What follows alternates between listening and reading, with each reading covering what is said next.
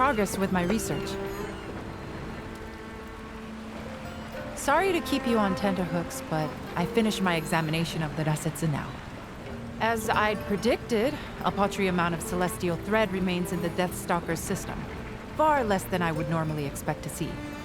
It must have been struggling to absorb thread for quite some time, which probably explains its appearance on the Spirit Isle. It was trying to satisfy its hunger. But why there? It's hardly the easiest place to get to. Why not head for the canyon first? Yes, we can only conclude there must be some reason why it chose the island. The question is, what reason? Perhaps it was routed by a stronger kimono, for example? Bakana! There's no other kimono that could have threatened that thing. Well, nevertheless, it's clear that this Rasetsu was fighting for its life, searching desperately for celestial thread, which should ordinarily be abundant in these parts. Just as humans have fought over land and resources since the dawn of time, kimono try to gain supremacy over those around them in order to survive. It's the providence of nature. Yes, most probably. The kimono have been peaceful for years, but now they're starting to push violently into new territory. An alarming trend. So, it won't stop with the wolf and the bear? Other kimono will follow, you mean? Surely not Amaterasu, though. The Bird of Auspice is a different beast. Let us revert our attention back to the Rasetsu, and the attack on it by Amaterasu at the Frozen Fort. The after effects of that conflict may already be starting to show, in disturbances in the weather or surrounding flora, for example. I hope my fears are unfounded, but Minato could conceivably be affected, so I wonder if you'd revisit the castle and look around? Consider it a hunting request, if you will. Nandayo. We escaped mortal danger only to be told to turn around and march straight back into it? Well, sounds like we got our orders, Chief. Let's just hope we don't run into any more of those wolves.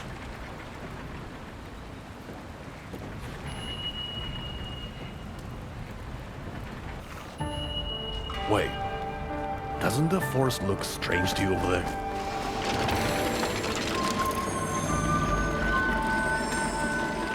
That must be what this is talking about.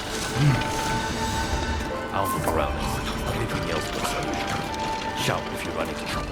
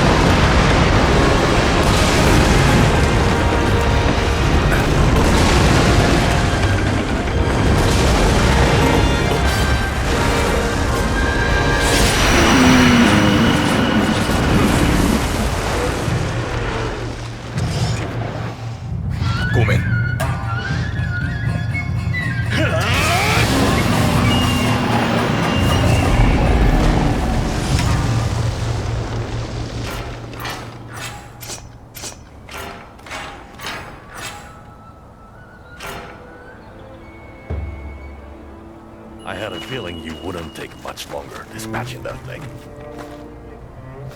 Excellent work. But look at this place. Clouds of spring blossoms here in the snowy peaks.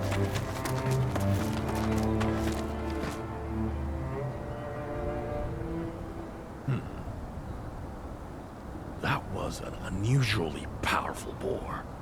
Must have left the old blossom trail and crossed the snowy mountains to get here. And it would have to be tough to make that journey. But how could one king tusk be so different from another? And why is it so hot here? There shouldn't be flowers blooming in the snow like this. We should get back and report to the sensei. Can you hear me? Either of you. If you can hear, then answer. Natsume, dosta? Are you in trouble? A huge kimono. Here in Minato. Express your... Oi, Natsume, what's going on? What huge kimono? We need to get back to town fast. I've got a very bad feeling about this.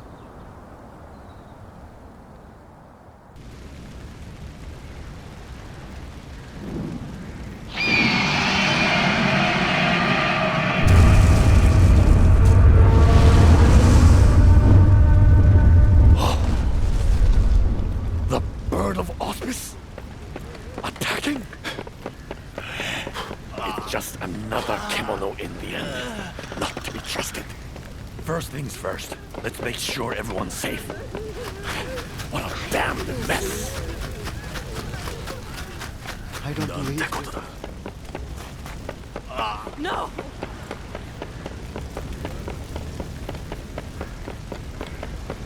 I don't believe it. Ujishige-san! Thank the spirits you're back safe. The town is... it's too awful. But we have to tend to the wounded. Can you see what you can do? We need help. All the help we can get.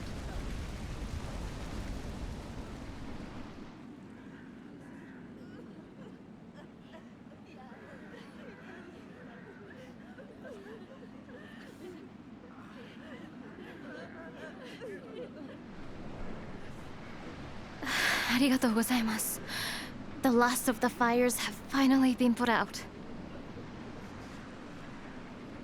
It was the bird of auspice. Amaterasu attacked us.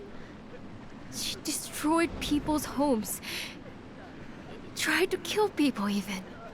We did our best to defend ourselves, but it was so sudden. The hunters had their hands full just trying to get people to refuge. Karakuri all over Minato are in ruins. Even the spirit wheel. The situation is dire on the seaward side of town. Every residence lies in ruin. We were powerless to do anything. All we could do was run for cover. It was pitiful. The bird of... well, Amaterasu has flown over the town in the past. But she's never shown any sign of attacking before. We never felt that we were in any danger from her.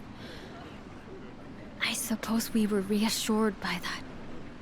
We felt secure, but we'd been lulled into a false sense of security. Kimono are oblivious to the feelings of humans. Large kimono, the Great Bear and Amaterasu, for example, see humans like ants. A nuisance easily brushed aside. But we treat kimono as they treat us. If they are a nuisance, we too strive to eliminate them. What in times of peace you call the bird of auspice, in times of war, you will simply call the enemy. You're so right. What is lost is lost. We must turn our faces from the past and gaze into the future. But... what can we... Actually, yes.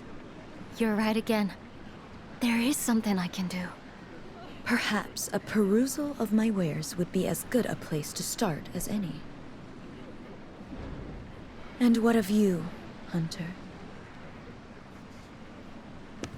An essential task, I have little doubt. But perhaps not one to prioritize over an assessment of the town?